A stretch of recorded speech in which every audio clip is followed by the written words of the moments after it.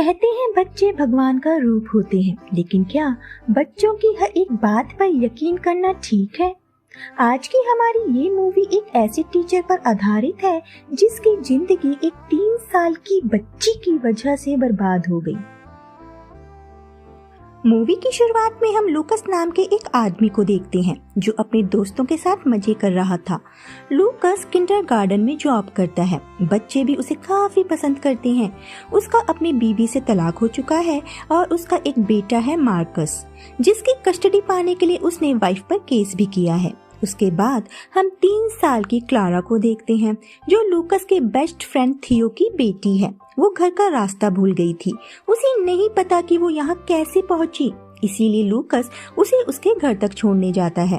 थियो अपनी बेटी को बिना बताए घर से जाने के लिए डांटता है। उसके बाद वो लूकस के साथ बात करता है और उससे पूछता है कि उसकी एक्स वाइफ और उसके बेटे के साथ चीजें कैसी चल रही हैं। लूकस कहता है कि सब ठीक है, लेकिन थियो उससे कहता है कि तुम झूठ बोल रहे हो, क्योंकि वो अपनी पलकें जल्दी जल्दी झपका रहा था, जिसका मतलब है कि वो झूठ कह रहा है।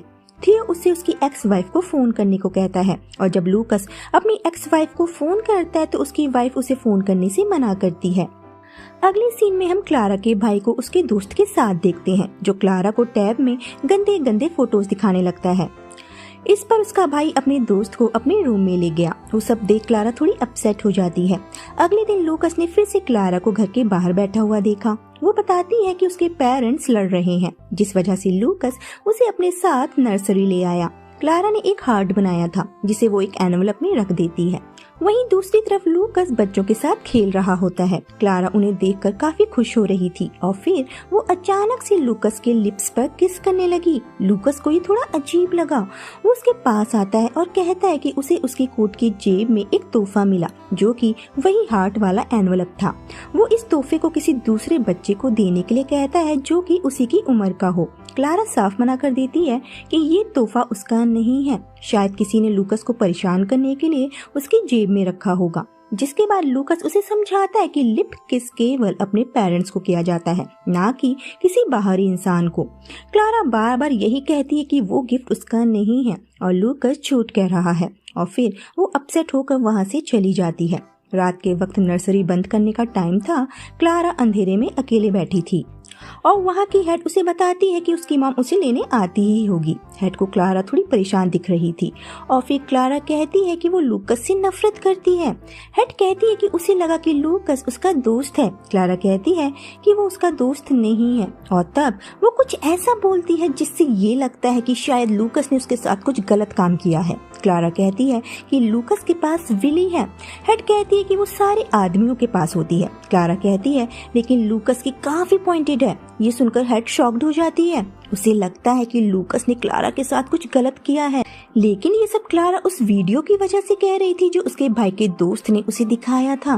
क्लारा कहती है कि लूकस ने उसे ये हार्ट दिया जो खुद क्लारा ने लूकस के लिए बनाया था, जिसे लूकस ने एक्सेप्ट नहीं किया। जाहिर है कि क्लारा लूकस की तरफ अट्रैक्ट होने लगी थी और फिर क्लारा अपनी मॉम के साथ घर चली जाती है।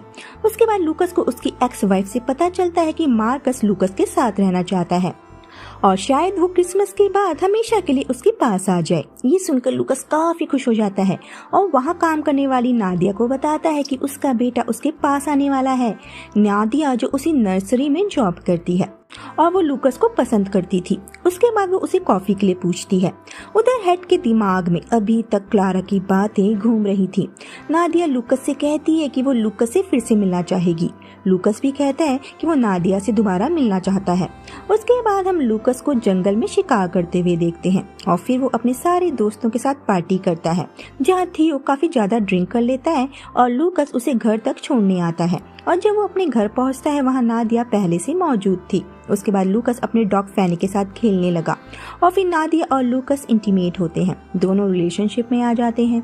अगले दिन जब लूकस नर्सरी आता है, वहाँ की हेड उसे अपने ऑफिस बुलाती है और उसे बताती है कि किसी बच्चे ने उस पर इल्जाम लगाया है कि उसने अपने प्राइवेट पार्ट्स उस बच्चे को दिखाए हैं, लेकिन ये भी हो सकता है कि ये उस बच्चे की खुद की एक इमेजिनेशन हो।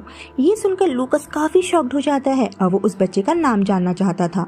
हेड उस बच्चे का नाम डिस्क्लोज नहीं करती और यही उसकी सबसे बड़ी गलती थी। अगर वो बता देती कि ये सब क्लारा ने इससे कहा है तो शायद लूकस के पास अपनी सफाई में कहने के लिए कुछ होता। हेड उसे कुछ दिन का ऑफ लेने को कहती है और कहती है कि उसे परेशान होने की जरूरत नहीं है, वो इस प्रॉब्लम का समाधान निकाल लेंगे। लूकस काफी अपसेट हो जाता है और फिर हेड अपने जान पहचान के एक आदमी को क्लारा से बात करवाने के लिए लाती है। लेकिन जब वो आदमी क्लारा से लूकस के बारे में पूछता है, क्लारा काफी कंफ्यूज्ड नजर आ रही थी। पहले तो वो बोलती है कि लूकस ने उसके साथ कुछ नहीं किया और उसने हेड से कुछ नहीं बताया। वो आदमी उससे पूछता है कि क्या तुमने ये सारी बातें अपने आप बनाई हैं या हेड झूठ बोल रही है, जिस पर हेड उससे वो सब बताने को कहती है जो उसने पहले उसे बताया था। और यहाँ एक 3 साल की बच्ची उन सारी बातों का जवाब हाँ में देती है जो वो आदमी उससे पूछ रहा था। लेकिन यहाँ हम देखते हैं कि वो आदमी जबरदस्ती क्लारा से वो सब बातें कहलवा रहा था जो उसके साथ हुई ही नहीं, जिससे ये क्लियर हो जाता है कि लूकस ने एक बहुत बड़ा क्राइम किया है। वो इस नर्सरी में पढ़ाने लायक नहीं है और अब ये एक पुलिस केस था और उन्हें इस बारे में बच्चों के पेरेंट्स को भी बता देना चाहिए। और उसके बाद हेड लूकस और क्लारा के बारे में क्लारा की मॉम से बात करती है और ये सब सुनकर क्लारा की मॉम काफी शॉक्ड हो जाती है क्योंकि लूकस उसके पति का बचपन का दोस्त था। यहाँ हेड उसे वो सारी चीजें इस तरह से एक्सप्लेन करती है कि लूकस ही दोषी दिखाई देता है क्योंकि उसके हिसाब से बच्चे झूठ नहीं बोलते, वो भगवान का रूप होते हैं। और शायद क्लारा शर्म की वजह से उससे कभी इस बारे में खुलकर बात ना कर पाए। उसके बाद वो बाकी पेरेंट्स को भी इस बारे में बता देती है और कहती है कि उन्हें पता करना चाहिए कि उनके बच्चों को रात में बुरे बुरे सपने तो नहीं आते या फिर उन्हें अपने बच्चों में किसी तरह का कोई बदलाव दिख रहा हो। उधर लूकस को उसके बेटे मार्कस का फोन आता है और वो बताता है कि उसकी मॉम उसे लूकस से बात नहीं करने देती और उन्हें नर्सरी वाले इंसिडेंट के बारे में भी पता लग गया है। हेड ने लूकस की एक्स वाइफ को फोन करके सब कुछ बता दिया था। ये सुनकर लूकस अगले दिन फिर नर्सरी जाता है जहाँ कुछ पेरेंट्स हेड के साथ ऑफिस में मीटिंग कर रहे थे। लूकस को देखते ही हेड वहाँ से भागने लगती है। लूकस उनका पीछा करता है और कहता है कि उसने कुछ गलत नहीं किया। हेड यहाँ पर क्लारा का नाम लेकर कहती है कि उसे क्लारा पर यकीन है। ये सुनकर लूकस समझ जाता है कि ये सारी बातें क्लारा की बनाई हुई हैं। वो हेड से उसके बेटे मार्कस से दूर रहने को कहता है और वहाँ से चला जाता है। फिर वो थियो के घर पर आता है और उसे क्लारा के बारे में बात करता है। थियो काफी अपसेट था। वो कहता है कि उसकी बेटी झूठ नहीं बोलती। लूकस उसे समझाने की कोशिश करता है कि उसने क्लारा को टच तक नहीं किया। तब तक थियो की वाइफ भी वहाँ आ चुकी थी और लूकस को उनके घर से जाने को कहती है। उसके बाद थियो उसे उसकी बेटी से दूर रहने को कहता है। लूकस के जाने के बाद क्लारा अपनी मॉम से कहती है कि लूकस ने कुछ नहीं किया और उसने कुछ ऐसा कहा है जिस वजह से सारे बच्चे उसके बारे में बात कर रहे हैं। लेकिन यहाँ उसकी मॉम को लगता है कि शायद क्लारा के साथ जो कुछ भी हुआ वो उसे याद नहीं रखना चाहती, लेकिन वो उसे विश्वास दिलाती है कि उसके साथ वास्तव में कुछ गलत हुआ है और उन्हें खुशी है कि क्लारा ने उन्हें इन सब के बारे में बताया। उधर नर्सरी में बाकी स्टाफ नादिया को भी लूकस के खिलाफ करने की कोशिश कर रहे थे कि लूकस के खिलाफ कई पेरेंट्स ने कंप्लेंट की है कि उनके बच्चों के साथ भी लूकस ने गलत हरकत की थी। अगले सीन में हम क्लारा को लूकस के घर पर देखते हैं। क्लारा कहती है कि वो उसके डॉग को बाहर घुमाना चाहती है। लूकस उससे पूछता है कि क्या तुम्हारी मॉम को पता है कि तुम यहाँ हो? क्लारा कहती है नहीं। लूकस उसे घर जाने को कहता है। क्लारा कहती है कि उसकी मॉम कहती है कि लूकस ने उसके साथ कुछ बुरा किया है। लूकस पूछता है कि तुम्हें भी ऐसा लगता है? क्लारा कहती है कि उसे कुछ भी याद नहीं है। क्लारा के जाने के बाद नादिया और लूकस के बीच भी आर्ग्यू होने लगी। जब नादिया उससे पूछती है कि क्या तुमने सच में क्लारा के साथ कुछ गलत किया है, ये सुनने के बाद लूकस उसे घर से निकाल देता है। क्लारा का भाई क्लारा के साथ क्रिसमस की तैयारी कर रहा था और उसे ये सोच कर दुख हो रहा था कि उसकी 3 साल की बहन के साथ कुछ गलत हुआ है। अगले सीन में हम देखते हैं कि मार्कस लूकस के पास आ गया है अपनी मॉम को बिना बताए। लूकस उसके आने से खुश है, लेकिन वो चाहता है कि वो अपनी मॉम को फोन करके उसके यहाँ होने की खबर दे। लूकस उसे बताता है कि अब उसके पास कोई भी जॉब नहीं है और पुलिस भी इस केस में इन्वॉल्व हो चुकी है। उसके बाद वहाँ लूकस का दोस्त डियागो आता है और वो सब बातें करने लगते हैं। डियागो कहता है कि तुमने कुछ भी गलत नहीं किया है, फिर भी सब तुम्हारे अगेंस्ट हैं। अगले सीन में हम मार्कस को ग्रोसरी शॉप में देखते हैं। वहाँ का ओनर उससे कहता है कि तुम्हारा और तुम्हारे पापा का यहाँ आना मना है, वो इस जगह से शॉपिंग नहीं कर सकते। उधर पुलिस लूकस को अरेस्ट कर लेती है। लूकस मार्कस से अपनी मॉम के पास जाने को कहता है, लेकिन मार्कस थियो के घर आ गया जहाँ वो क्लारा से बात करता है और उससे पूछता है कि उसने झूठ क्यों बोला उसके पापा के बारे में। ये सब सुनकर थियो और उसके दोस्त उसे घर से निकालने लगते हैं। मार्कस क्लारा के मुंह पर थूक देता है और उसे गाली देता है, जिस पर वहाँ मौजूद एक आदमी उसे बहुत मारता है। थियो उस आदमी को रोकता है और मार्कस को वहां से जाने को कहता है।